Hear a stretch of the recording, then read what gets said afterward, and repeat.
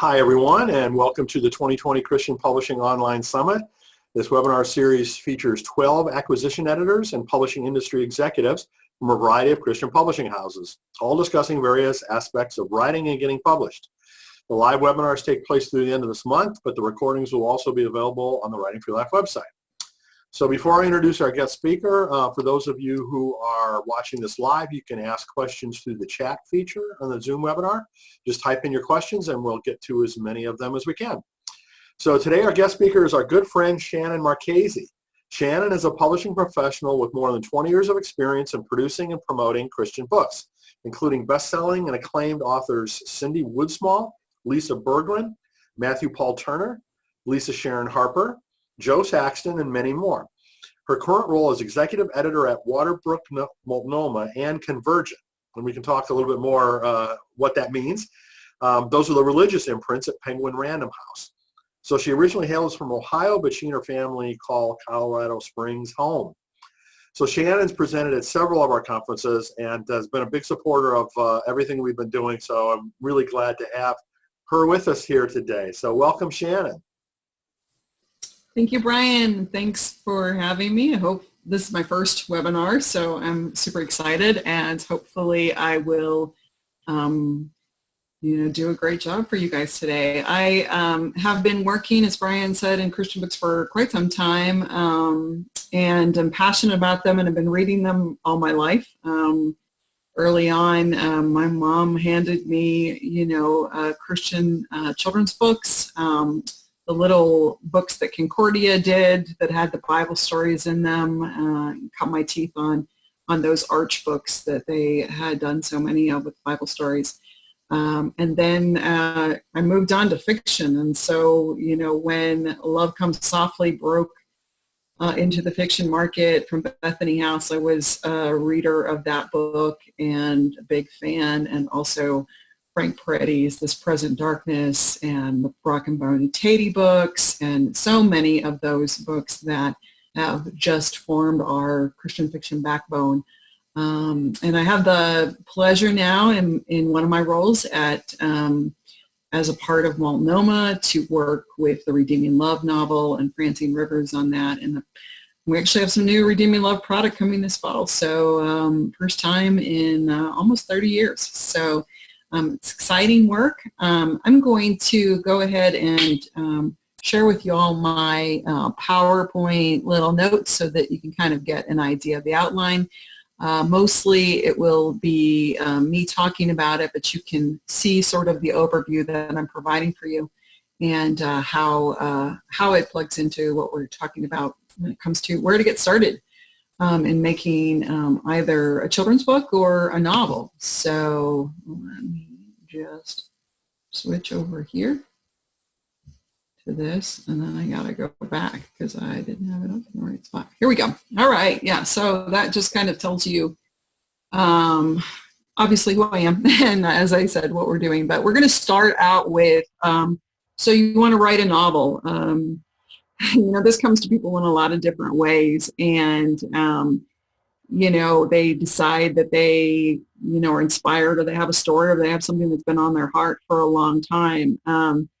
And so this is, kind of a key question. I'm inspired to write the story. Should I write it? Or I've maybe been a writer all along. I know a lot of people in my business that, have really just been inspired from the beginning to tell a story, and it's been on their hearts. Or some of my authors, Nisu Andrews is one of them, a biblical fiction author that we have, who never thought she would write fiction. She thought she was going to write Bible studies and devotionals, and she wasn't really a fiction reader, which is going to be a little bit contrary to the notes that I'm giving you, which is to read widely so that you know kind of what you want to write. But I think that is the foundational block to that, is that if you have a story in your heart and you want to start writing it, the best way to do it is to write and to read. So being a reader means kind of having an idea of how a novel is structured. There's a lot of information out there, both online now and in books. There's resources. You can go to your local library and check out a book that will tell you this is how to write a novel.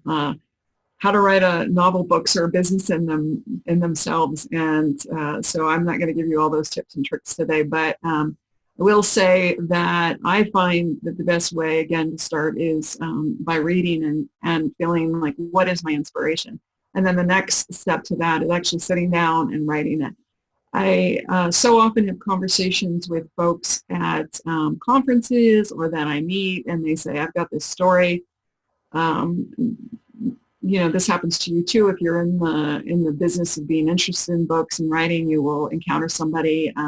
For me, in November, it was the shuttle driver who drove me to the airport who said, "Oh, let me tell you my life story. It's just crazy. It should be a book." And while he does have wonderful, interesting, crazy stories, it's not quite the same as actually sitting down and capturing them on paper, which can be a real challenge. So the first step to writing your novel is to actually practice the art of writing, and again, to read, sort of widely, to get inspired by writers who are really good at what they do. And just, that's a sense of, what you like. I, have written in the past and might again in the future, but one of the things that I know is I'm not going to write probably, horror novels, pretty much never. Military fiction, never, never, ever, ever going to do that. I am not the next Tom Clancy, I can promise you, because I don't know anything about that subject and I wouldn't be very good at it. I do know the books that I do like. They have a lot of family drama in them. Sometimes they have psychological suspense in them. I'm probably weak on plotting personally, so I would need a lot of help in that plotting kind of area, and I would want to get some help from books or resources to help me learn how to do that in a strong way if I was going to write a psychological suspense. Now, if I'm going to write family drama, I read family drama authors. Obviously, in our category in inspirational fiction, Karen Kingsbury is probably the top of the game. Francine Rivers is another one that is just amazing at it. Many, many good authors really tackling this, and an author that I've published and love that does this really well is Katie Gancher. So those are some recommendations kind of out of the faith fiction area. But, in the wider fiction, one of my favorite authors in this category is Maeve Binchy, the Irish author who wrote family relationships and drama really well. They were a little bit soapy, you might say, but very gentle soapy, nothing too racy or anything like that in there. And they usually were about parents and children and, relationships and, families that we're trying to get along and so forth. So, I go to those books and I find what I like out of that, and that would inform how I would begin to write my story. And then once you have got that story going, the key obviously then is revision, which is no one's favorite part. Usually. I do know a few authors who really like it, but oftentimes you have to go back to look at your work. Sometimes it's a draft that you put in, so you've written out a full-length novel, something like this book is going to be, close to 90,000 words. And so, say you finish those 90,000 words, 80 to 90,000 words, and you might go, oh, I need a break from this. And so you put it in your drawer, in your little file cabinet, however you want to call it. And you take a break from it and work on something else for a little while, and then you go back and you read it with fresh eyes. I can tell you, as someone who doesn't write for pleasure as much as maybe others, I am so surprised when I've written something for pleasure or for my own purposes, and I go back and I revisit it some months later. Oftentimes I don't even recognize it. It does not even strike me that it's mine. I think it's kind of funny that way, but I think that's really valuable in the way that we, as writers and creators of creative work, have distance and are unsure of our voice, or it changes, or all of these kinds of things.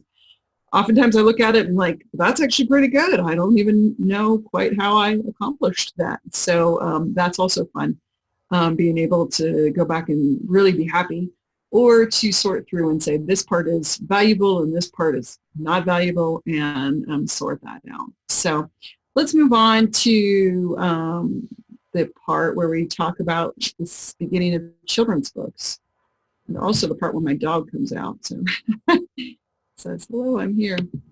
Okay.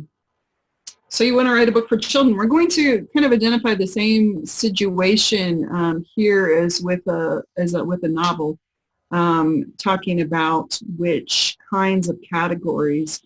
You have to identify the reader for your children's books at the beginning.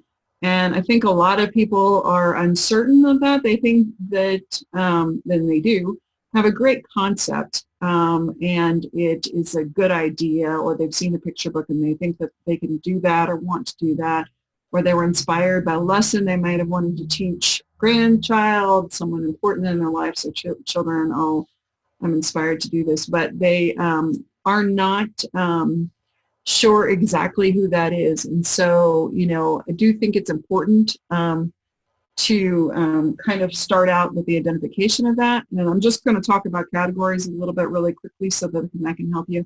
These are board books. They're very popular. They're a very popular format. They are, things that little babies can't tear. So the category there is 0 to 2 is our age group with these books.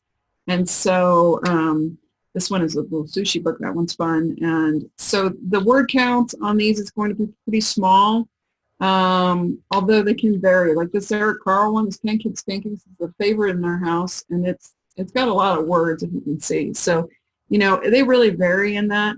Oftentimes a popular book will be translated into board book so that it, can reach kind of a different audience. A lot of people like to give these as gifts, particularly at baby showers and so forth. And so they know that if you give it to some children, in a paperback, that those books will get destroyed quickly. I like them because particularly the ones that focus on the 0 to 2 age that have basic concepts in them are a lot of fun to read, little babies. So this is one of my favorite, Hurry, Hurry. It's just very basic words and concepts. I think with a board book, if you're not part of a terribly successful franchise like Eric Carle, you do have to think of a pretty creative conceit. And that concept will need to be something that stands up against, all of the different other branded and licensed products out there that you can find in this category already. The next category is the 3 to 7-year-old category. And that's picture books or illustrated picture books. This is probably the most common. What people are most familiar with when they think of a picture book is, these are a couple of mine that I've published. This one just came out. And this format's called paper over board. There's not a jacket on them, but sometimes they have a jacket. Those the price point's a little bit higher. And paper over board's gotten to be pretty popular because honestly, a lot of parents are like, well, the jacket's nice, but we're going to take that off because it's going to get ripped anyway. And this price book can be a little bit more accessible for a wider audience. So that's something to think about. But, when people think about picture books, they oftentimes, this is what they're talking about. This is about a 40-page book. The board books range from 20 to 30 pages. They usually don't go more than that. And the price points on each of these things are different, which matters more to me as a publisher than to you as an author. But it is something to think about if you are considering self-publishing or independent publishing your book. A lot of times people will decide that they want to independently publish a children's picture book. And in that, I recommend you definitely do your research on your pricing and what it's going to cost you and what you're going to be able to sell it for. Like, I think sometimes people would think, well, I can get $25 off this, and that's not actually a reality. You might be able to sell them to your mom for $25, but a wide readership is still a cost-sensitive market. As you get into, there's also, in the nonfiction category, the little Bibles and so forth. That's something else to think about if you're writing Bible stories or prayers or anything. That's a different kind of format. It's a different kind of length, and you definitely want to do your research there as well. The getting into early readers, obviously that's what we call the Magic Treehouse books, or anything that's a beginning reader. Those sometimes have numbers. If you go to Target or Walmart or wherever you buy your books, Barnes & Noble, independent stores, you'll see beginning reader 1, beginning reader 2, beginning reader 3, or they'll call them levels and different things like that.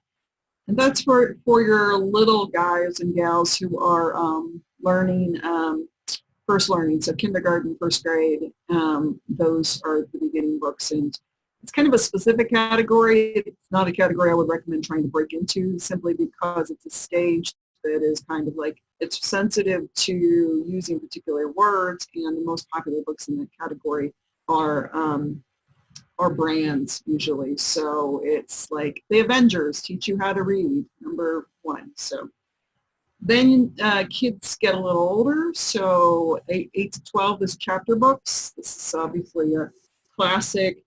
Sometimes people think, well, those are like YA, but they're not. They're actually what we would call middle grade or chapter books for the 8 to 12-year-old reader. We've got Ramona here, and it's very basic, so, it's just a step up. This is a really old one, guys. This might be my old one from the Scholastic Book Fair a long time ago. And James and the Giant Peach, and then now this is, a newer version of this. It's actually just a little step up from the beginning readers. Princess Ponies, I don't even know. So this is a highly emergent category right now. It's the graphic, like comic novel. The big category, giant, and this is Dogman, Dad Pilkey stuff. He did Captain Underpants, and Dogman is this new character, and he comes out with this pretty regularly and wildly successful. Your 8 to 12-year-olds are eating these up, bringing them home all the time. They're really excited about these books. But, it's one of the situations where, if you're not an illustrator or writer combination, I probably would not recommend to go that direction. Because your publisher will have to prepare you with that and so forth. So there's a lot of considerations there. So I'm going to flip back over to my notes so that you can see some of the things that I'm talking about. And one question for you. Yes. Thinking about these different categories, that you've described, can you talk about market size? Which of these are the largest, or which of these are not as big? Right. Yeah, that's a good question, Brian. I also want to tackle, partly because it shows you a lot of things that are not in the inspirational market, the differences between what is being done in, a company like Random House versus what is done within our space.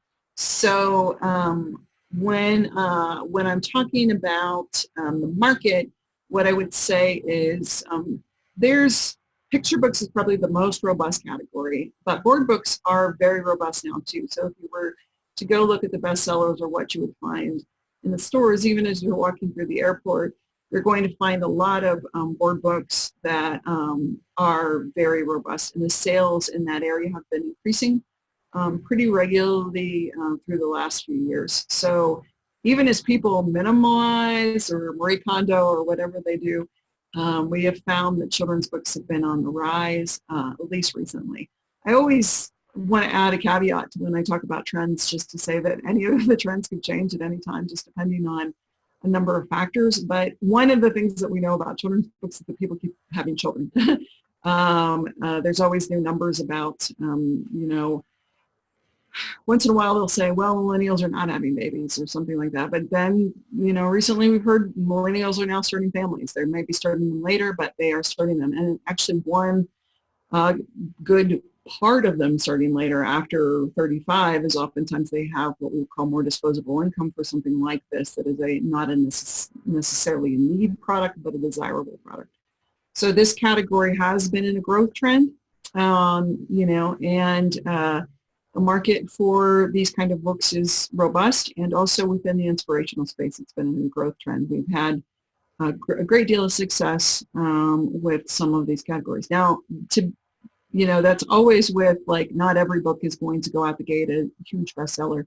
But if you do your research and eventually, as we talk about a little bit later, you get into a conversation with an agent, or you've done your research getting into a group of writers and illustrators and authors, and becoming familiar with them and familiar with the market, then you can see where the opportunities are. And like I mentioned about looking around at what kind of book you want to write, you'll be able to write, hopefully write a really good, strong book with a really strong concept, and that will help. So like I said, in the inspirational space, it's growing. I think the biggest area I might recommend is if you think about what you'd like to gift to somebody or in holiday, those are the areas that we're looking for messages of inspiration, encouragement, with hope and faith. A lot of people are looking for numbers. All say, this is not a happy note, but the numbers all say that our children are more anxious than they ever have been.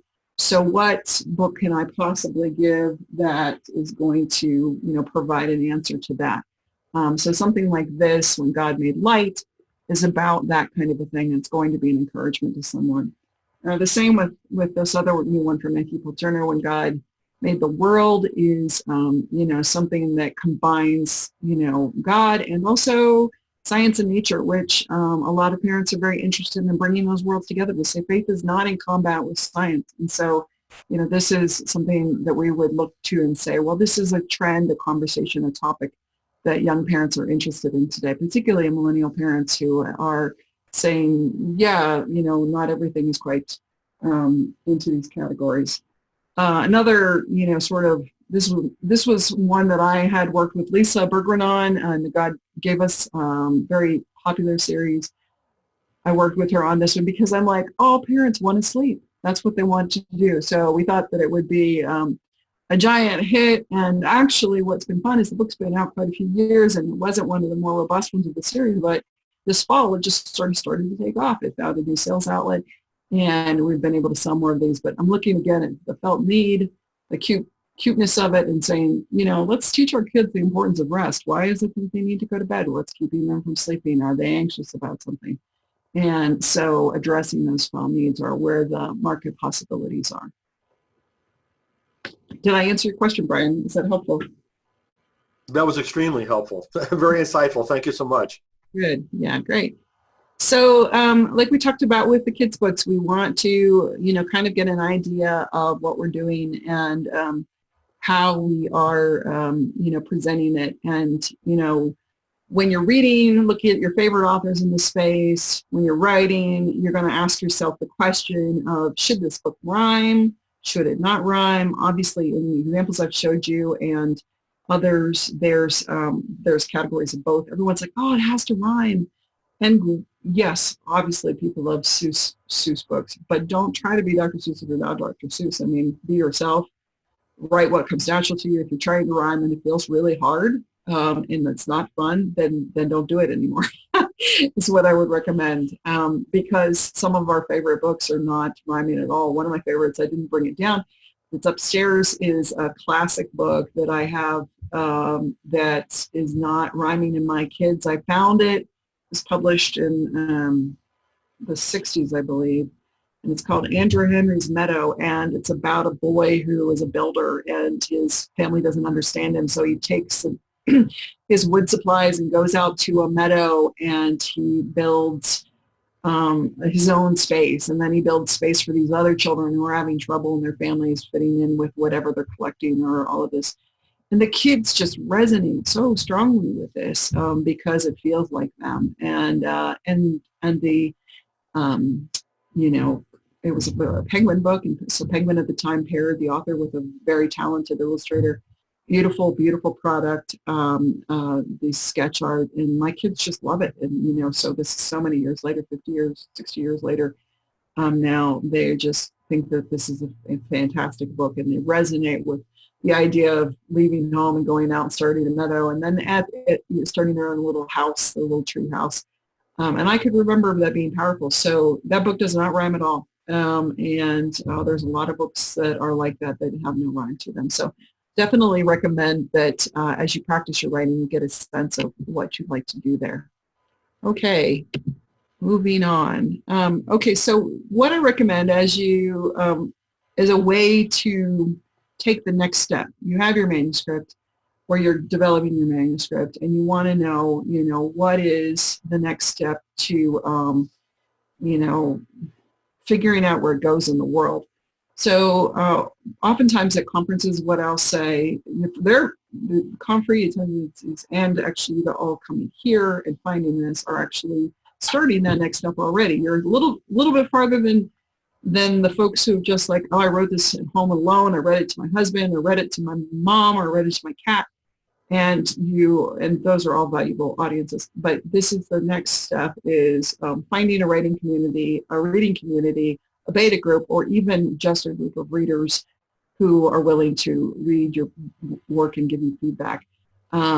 This is almost easier than it's ever been because of the internet, and for all its evils, it brings a lot of good too, which is that there's a lot of information out there on how you can find a group of writers or other writers who can talk to you about your work, and hopefully give you honest feedback. I put this little cartoon up here, so as a joke about our sensitive writing souls, that a really good writers group is probably going to give you feedback that you might not like, but they're going to help you grow like they would in any area of your life. And so sometimes you can find local meetups. I go down to, the local coffee shop over here that's very robust, and there's a bulletin board, and, this group is meeting and that group is meeting, so-and-so's looking for this and that. Or there's some people, I've been in Barnes & Noble, and there's some people sitting in the cafe, and I can tell that they're a writers group. And they seem to be writing fantasy and sci-fi, and they have, they're coming together for accountability. They're coming together to critique each other. They're coming together to test out new ideas, and that's really valuable.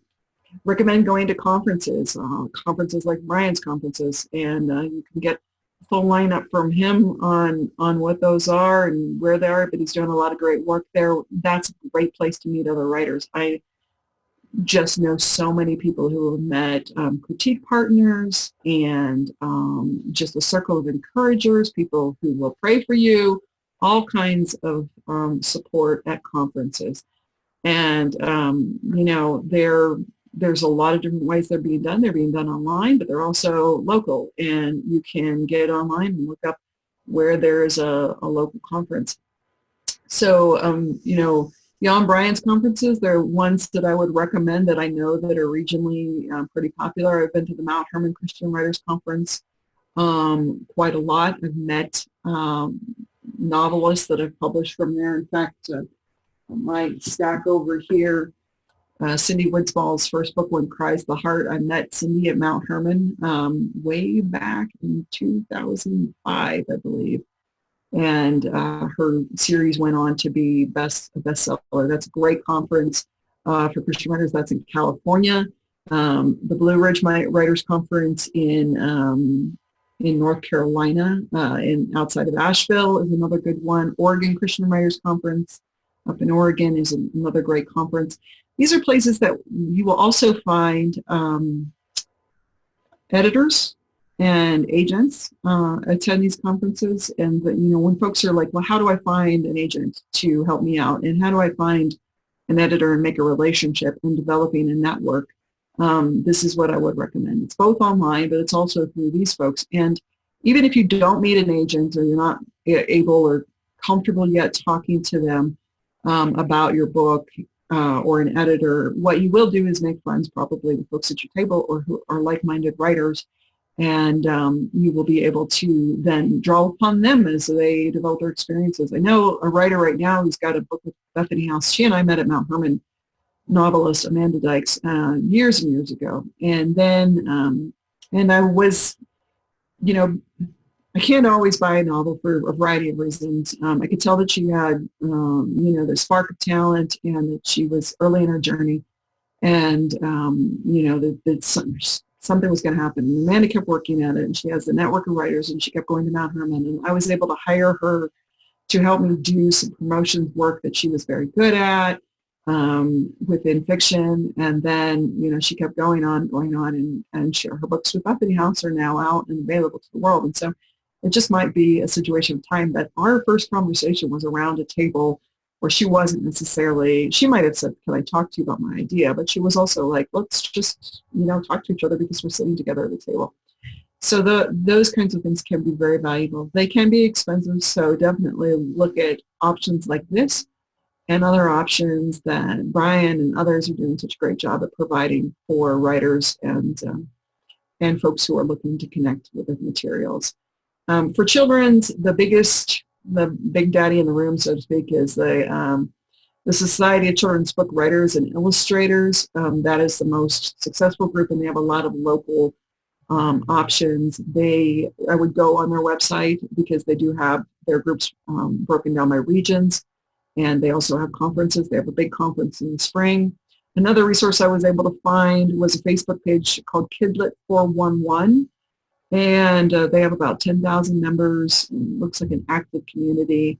There's a lot of those kinds of pockets out there that you can plug into for information, and where people are talking to each other. And they may be saying, hey, guess what? I live in, Billings, and I'm looking for another writer to get together so we can bounce material off each other. Do you know anybody? Or I am interested in independently publishing my children's book, and I'm looking for illustrators, who is out there. Instagram has a really robust illustrator community. They're using Instagram in a powerful way, and so doesn't always mean that you can hire them, but they certainly are connecting with each other, and I would recommend, if that's something you're interested in, to go there to even look around to see what you like. When you're writing a story, oftentimes the art for the story can be an inspiration. So ACFW is American Christian Fiction Writers Conference and Association, and that has a robust website that is primarily for novelists, although they have had particularly YA middle grade writers amongst their circles. So I definitely recommend all those groups, and would say that you should try checking that stuff out, because these are people that will provide a great knowledge base beyond just saying, oh, here is an editor, here is a publishing house, here is an agent that could be helpful. Okay, so let's say we've got this manuscript ready. Believe it or not, it does get ready sometimes, hopefully. The little cartoon there says, I can't wait to write the synopsis and query letter for my book, said no author ever. Boy, I know that's true. It's like the hardest part. You're like, oh, I've cooked this manuscript up. It's good. It's done. It's ready.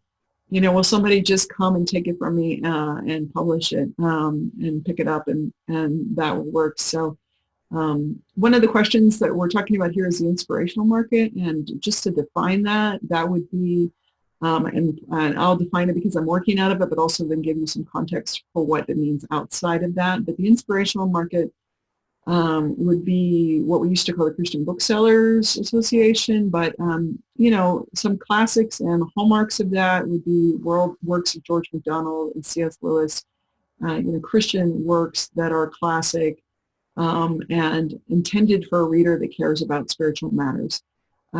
Inspirational market specifically in this sense means, with some of these different publishers, they tend to hold the Bible as truth, and, certain spiritual elements as faith, as a faith basis. So they'll be looking for some element of that content. And if it doesn't have that, it's possible they would still take it on, depending on the content. They do a lot of different kinds of things. We've done a decluttering book that is written by a man who has a background in ministry, but just a really, really robust platform in minimalism now. And that book does not have any particular faith content. So it certainly could be right for an inspirational market, even if it's not particularly has a faith underpinning to it. The other part of that is, just general market, which is, some folks call it secular. I don't particularly like that term. It implies certain things. But the general market is the wide publishing world, which is very wide. You have your big houses, and my group sits in one of those big houses, but you also have a lot of different options within, there's a lot of smaller publishers out there that do a lot of different things. Or you even have like a group that's grown up like Source Books out of Chicago that is a robust mid-sized publisher that has a relationship with Penguin Random House but is not fully owned by them. So, as you begin to determine like the books that you love, pull your books off your shelf, see who published them. We always joke around that the readership doesn't actually pay attention to any of these little imprints, and that's probably true.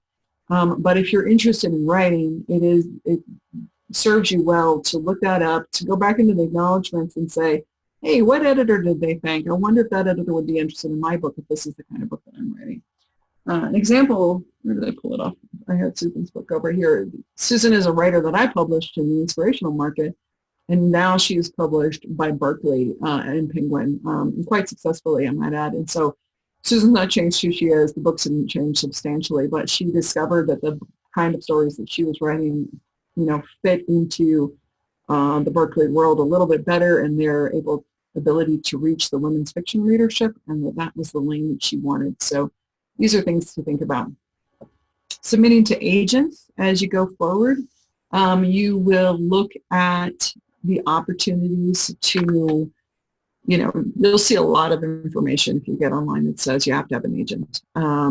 Is that true?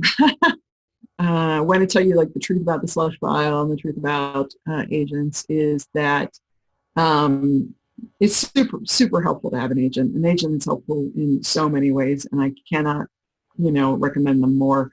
And there's a lot of agents, and they do a lot of things. And it's similar to what I mentioned about the editors and the acknowledgments. You will regularly, most often, always find agents in the acknowledgments of a book. An author is pretty good about thanking their agents. Not all of them, but most of them do. You won't find that in children's so much. That's fair. You'll have to look up children's agents, and it's pretty specific. But again, Society of Children's Book Illustrators and Writers can help you with that, and also, finding those groups where they say, hey, try this out. Sometimes those agents just represent author-illustrator combinations, and so looking at that is important. And sometimes they are, working in the inspirational world but don't know anything about the general market world, and so that's important too. But as you, investigate these conferences or find these groups, you will learn more about that all the time.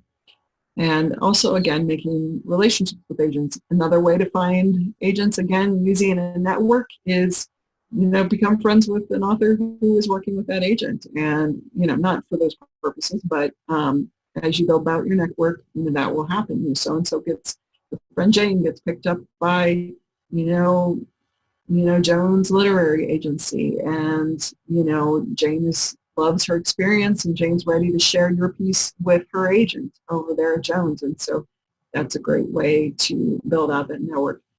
Maybe saying, Shannon, I am an introvert. I don't want to build a network. I don't want to get to know people. I just want to write books. And I would love for that to be the world that we are in, where you can write your book and have it at home and someone come discover it, but it's really probably not the case. And if that's, what you want to do, then you might want to think about, is this important to publish myself, or so forth. You can also send your book into the slush file. It does exist. People do look at it. I can't promise that they look at it for everybody, but I do know that most agents look through and read what they receive as materials, and even publishers. And I have received emails because, honestly, there's not a block on my email. And if you can figure out, well, there is, firewalls and stuff, so to prevent spam. But if you can get an email to me, I very well might read it, and I have published from that email inquiry. That young man, he had a great network, had a great story. He had a great hook line. When we're talking about query letters and how to pitch, there's a lot of information on that. I'm not going to go too far into it. That's a whole other seminar. I'm sure Brian has a webinar for that on the query letter and synopsis and how to pitch a book. But there's a lot of art to that, and it's challenging, but it is important, and it can mean the difference between establishing something or not. The question of platform is also a big one that we all have to address, and for each of these things, for novelists and children's book writers, there's a little bit of different answers, and it depends on where you are. I think establishing a way to communicate with your readers is important. I don't think you have to do all things well, and I would recommend briefly that you say, I'm going to focus on a particular area, and I'm going to try to do that well. And if that's an Instagram following or Twitter following or a newsletter or local speaking or whatever it might be, that, maybe it's writing for novelists, writing shorts. So writing 10,000 word serial stories that they can build a newsletter off of. That would be a way for them to establish, a platform that can be shared, or a website, whatever it is I know that a lot of people will tell you that you can't get a book deal if you don't have that, but to be honest, within children's books and novels, it's a lot more about the writing and the idea than it is necessarily about platform, and nonfiction platform matters quite a bit.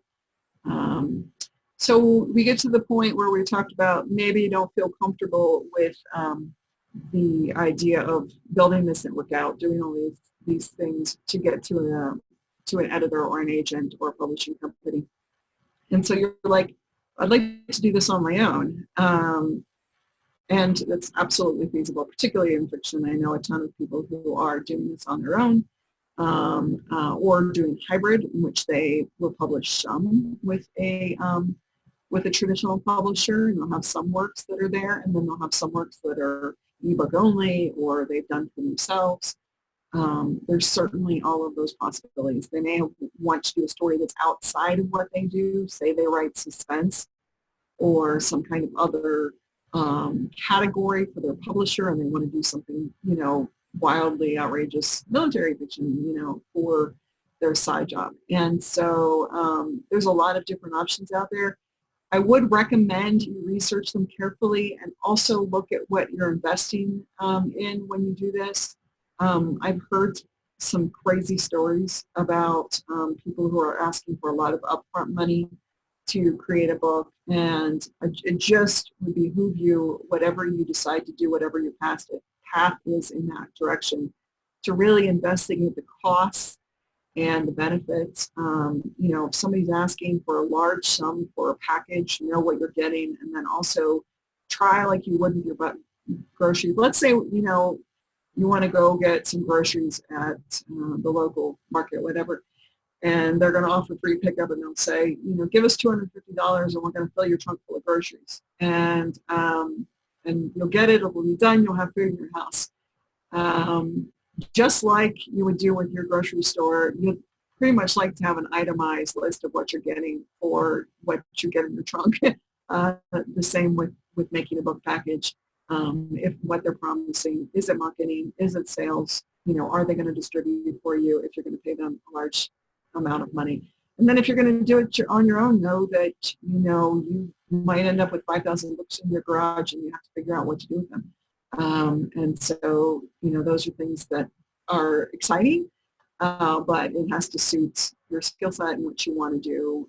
Or if you want to do, 200 for family members, that's fine too. There's so many options right now, a lot of great options. I would just recommend doing the homework on it. Some folks like to say, well, it's a big, I'm happy to give the supermarket $200. They'll fill my trunk. There's going to be something there, I know. And I can just make do with it. And that can be fine, but just know what you're getting out of that deal. So would like to make sure of that.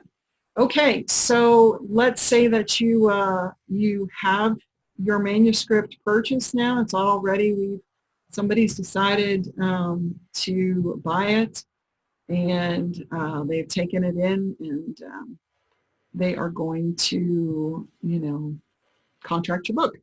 That's, again, contracting's a whole thing, another webinar perhaps, and hopefully there will be information out there on that process. I like to joke about the waiting for the $1 million check, where is it, and so forth. You do hear about big deals. There's no doubt about it. I haven't quite figured out how to make that work yet on my own writing, but it does happen for some.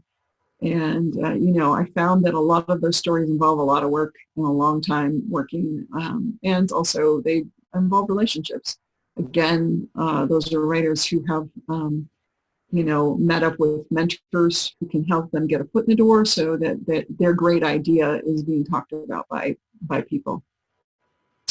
If you come on as a traditional publisher and you're contracted by a traditional publisher, yes, they pay you.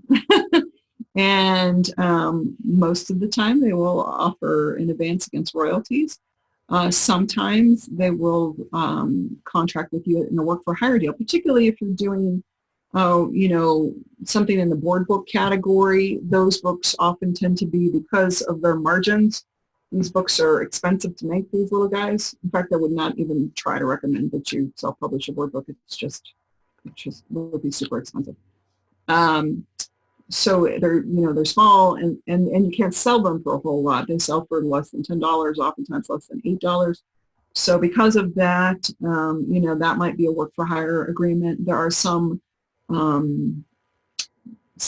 different fiction companies that do that as well. So you may be writing for someone who publishes shorter novels, shorter inspirational novels, 50,000 word novels or novellas or short stories or short story collections. Barber Publishing is a great company for doing short story collections, and it's possible that they would offer a work for hire or flat fee for your work. So what they're going to do is pay you a flat amount for your work, and then they own the rights to publishing of it. In a contract with a traditional publisher that offers advance against royalties, you get a percentage of the royalties, you get an upfront amount, and then basically as you sell books, that comes out of your upfront amount, and then as you earn out your advance, it goes on to earn royalties for you. It's a certain percentage. But in those situations, the traditional house does, not all the work, not most of the work, and there's a lot of conversation amongst writing communities what kind of work they're doing. But certainly ask what they will do for you as you enter into that agreement. Have your agent ask, have your agent explain, and so forth. But what we do as a traditional publishing house, and this is across, I feel fairly confident talking about across Random Houses, this is we contract with you, we edit your manuscript, which includes a content edit that's doing a big picture edit. I did one last night, late at night. I was working on it. But there's a part of the plot that's just not going to work. It's problematic. I need the author to go back and look at it again. I made some suggestions. What about this? What about this? It's the author's book, so they get to decide. But if it comes back super problematic in some way that I think will reflect poorly on you and your message, I will keep pushing back on that. Then they do line editing, copy editing, proofreading, and typesetting. And we put the type in, and we provide the cover. And people say, do I get to say about the cover? Yes, the cover is an open conversation between the publishing house and the author, because honestly, if you're not happy, you're probably not going to promote it.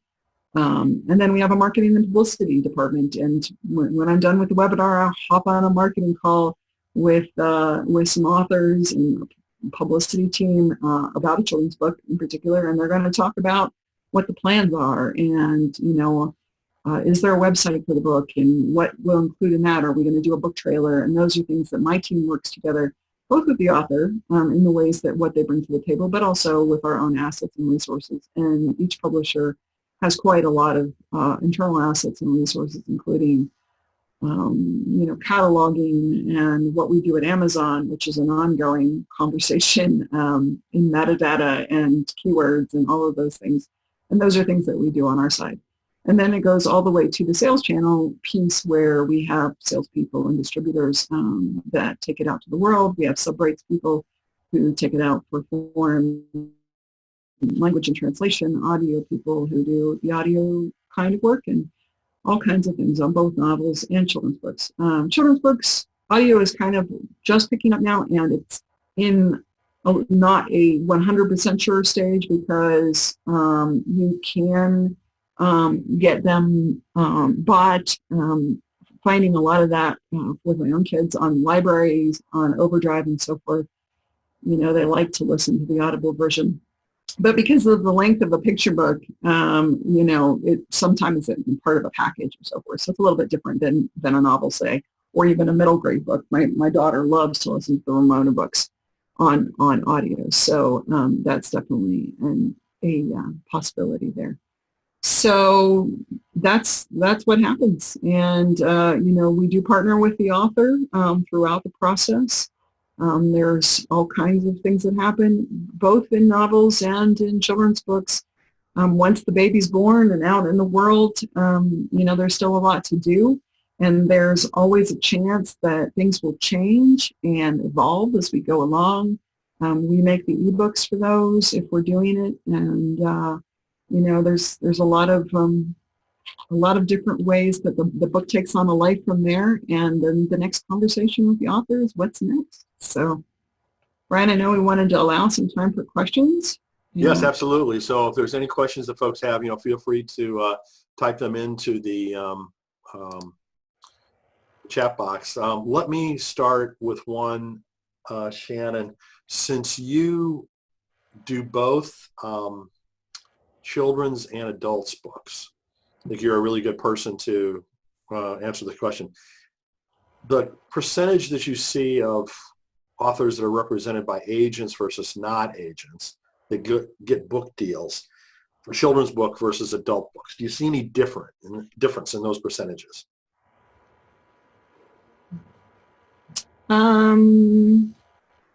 am not currently seeing a lot of difference in those percentages, simply because, again, while you can get books to me, like we have been considering an author that came through our inbox email, which is, the affectionately called slush pile, and she's unagented. And I have been certainly working with some illustrators that are unagented. I'm still seeing a majority of my children's books from agents. So again, it's, and that market I think is opening up more, like we said, with the trend. So I do think agents are taking them on, and I have some specific agents I like to recommend that are really passionate about children's books, or particularly those from the faith market, and or work really well within both worlds. So I do think there's a good shot again at a conference and so forth, where they like Mount Herman's or others that we've talked about before, and have a specific track for children's to meet with agents and see who's doing that. Good. So Sue has a question. I don't know if you can see the chat box or not. I'll go ahead and read it. But she says, I've written an allegory, 3,300 words, about growing up in a dysfunctional family intended for middle school age and or teachers and counselors who work with them. I've also written discussion questions and a facilitator's guide to go with it for a classroom setting. Do I bill this book as fiction or nonfiction as a self-help book? Well, if it's a true allegory and follows the kind of structure of an allegory, then it's fiction, because it would be a story. So it would be in story form. Like the classic example of allegory is Pilgrim's Progress, which, takes these Christian elements and sets them within a story. Or another one would be Lion and the Witch in the Wardrobe, which, is taking Christ's sacrifice and setting it within the case of the story. So both of that would be a fictionalized version.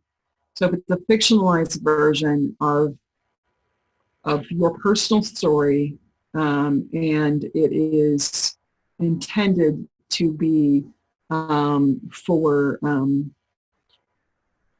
that young audience, it's going to be fiction and billed as such. Now, another option would be, a memoir version, which would be nonfiction with a not self-help, but, a guidance portion, a teaching portion at the end, a reader's guide, a portion. And that would be a nonfiction version.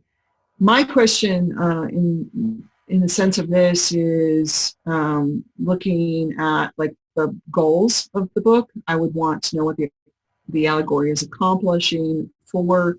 Is it for the young reader or for the teacher? Because those are pretty different audiences. A really good example of a book, like right behind me, that is a novel that has a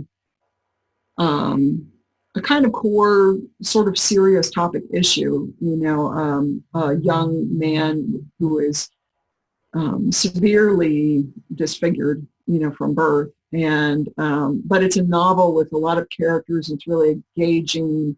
Augie's story comes through. There's bullying in it. There's, hard things that happen to his family and so forth. But yet it's been gone on to have a real life in schools and used for programs and things like that. I think you want to ask yourself, who am I writing toward in the first place, and make it really good for that audience, number one, and then imagine what it could be outside of that. Good. Thank you. So another question for nonfiction books, for the adult market, I've heard 40,000 word count is kind of a typical. of what publishers look for? I know it's plus or minus. There's no exact numbers on any of that stuff. But do you have any rules of thumb for some of the other genres that you've talked about? Yeah, absolutely. People ask that oftentimes, what's word count? And with kids books, I'm always like, oh, I blank, just because it doesn't come as easy to me, because they do range so much. A lot of times it will be around 500 words for a picture book. They say roughly 500 words, and but it's 500 to 800, and or maybe 800 to 1200. There's a little bit of variance in there depending on what the book requires. Certainly there's going to be a variance between something like a children's Bible and something like a picture book and so forth. You can see kind of all those guidelines find them on the internet. In novels, the big novels that we've talked about are usually about 100,000 words. So something like this full-length novel is 100,000 words. But they range, from going to do a romantic comedy or even what I would call a mystery, might be closer to 70 to 80. There's, things that are supposed to feel quick should kind of be quick. And then some of my biblical fiction and some of my historical fiction will range up to 120 because those readers really want meat. They really want details. They really want world building. And then you'll find sci-fi and fantasy novels to get up to those sizes to 120, 130, which I'm like, whoo, and then you got a big book on your hands. And so, it does vary with genre and category depending on what you are looking to do. So, and then you have the short story categories or the short novella categories that are like love-inspired novels that are 50,000 words or so. So, like the early reader books or the young adults, middle grades, I mean, I would suspect that those would be like in between, right? They're, longer than more word count than a picture book, but not as much as an adult book. Is that typically? 20 to 30, somewhere between there. Okay. Yeah. I mean, maybe down to 15 depending on how it's set and so forth. But yeah, like the Little Ramona book might have been 15,000 words or so forth. But yeah, I would almost look at like short fiction for adults. But something like this is also considered middle grade, and that one Wonder's larger. So interesting. Yeah. I mean, look at Harry Potter. Harry Potter is still considered a middle grade category, and the book is huge. So it gets bigger. Yeah, so there's always going to be outliers for sure, but I was just thinking in terms of the typicals. Right, and also if you're writing your first one and you come in and you say, I want it to be 160,000 words, like Deathly Hallows, I'm going to say you're not J.K. Rowling. So no. Right. Yeah, people have to keep that type of thing in perspective for sure. Well, thank you so much, Shannon. This has really been helpful. Were there other questions? Did I explain Workforhire for Mimi? So yeah, I think you did. Okay. Yeah. Slush pile for my email, just so you know, is you can send it to info@waterbrookmultnomah.com. So, and then just mention me, and they should get it to me. So, well, it's either at waterbrookmultnomah.com or at Penguin. No, not at Penguin Mills. At waterbrookmultnomah.com. So. Good.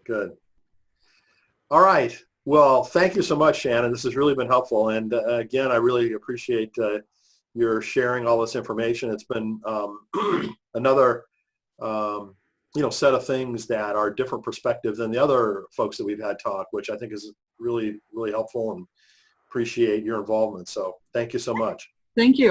I hope to see your children's book soon, Brian. All right. Thanks again, Shannon. Take care.